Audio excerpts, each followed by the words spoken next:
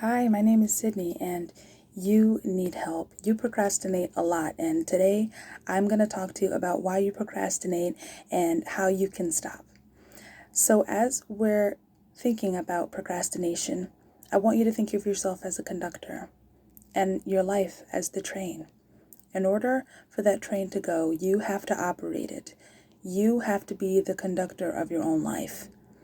And so a life of procrastination is like a train with no conductor, constantly off track, constantly derailed, or even worse, not moving at all. I am a college student, and so I'm credible to speak on this topic. I have approaching deadlines constantly, and I often battle procrastination. And so today I want to talk to you about why you procrastinate and how you can stop. First, by giving you the definition of procrastination. Procrastination is the action of postponing or delaying something. Procrastination can increase stress and anxiety in us as well.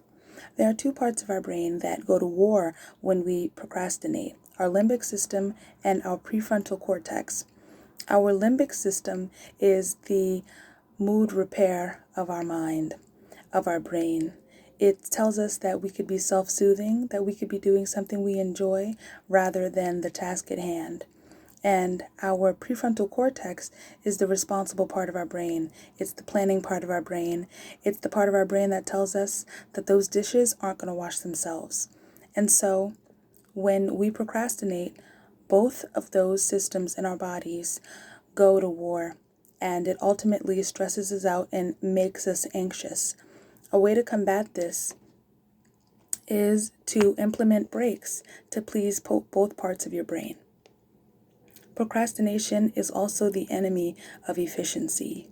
You have it all wrong. You do not work better under pressure. You work faster under pressure. According to Dominic Voge at Princeton University, people say they like the rush of leaving things to do to the end and meeting a deadline far after it's needed. But they usually say this when they are not working under that deadline. They say this works before or after cramming, when they have forgotten the negative consequences of procrastinating, such as feelings of anxiety and stress, which we spoke of previously, fatigue and disappointment from falling below their own standards or the standards that were required of them in the first place.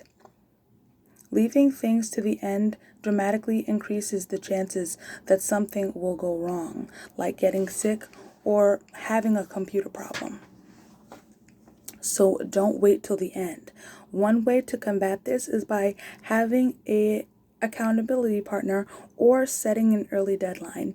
When you set an early deadline, you're able to set your own standard and set your own pace. So by the time the actual deadline comes, you'll either be wrapping it up or be finished. You can also have an accountability partner, someone who's going to hold you responsible to that deadline or that task. And also, it helps to have a partner, to know that someone's looking out. So even if you're not worried about the deadline, that person is. Procrastination is ultimately the enemy of progress. I cannot stress this enough. If you never get started, you'll never see it through. Some procrastinators, like myself, are perfectionists, and it often seems like every attempt is never going to be enough, but that isn't true. All attempts are good ones, and when you put them all together, it turns into progress, which ultimately turns into results. So it's best to just start. And Julia Cameron puts it so well. She says perfectionism is not a quest for the best. It is a pursuit of the worst in ourselves, the part that tells us that nothing we do will ever be good enough, that we should try again. And that is so true for me.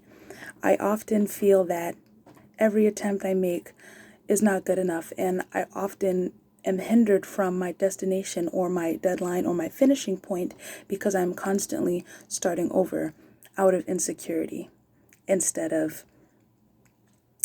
a completion-based mindset. Procrastination increases stress, anxiety, is the enemy of efficiency and progress. So just start. If you just start, you'll be able to get it done and see it through. And you'll be able to pick up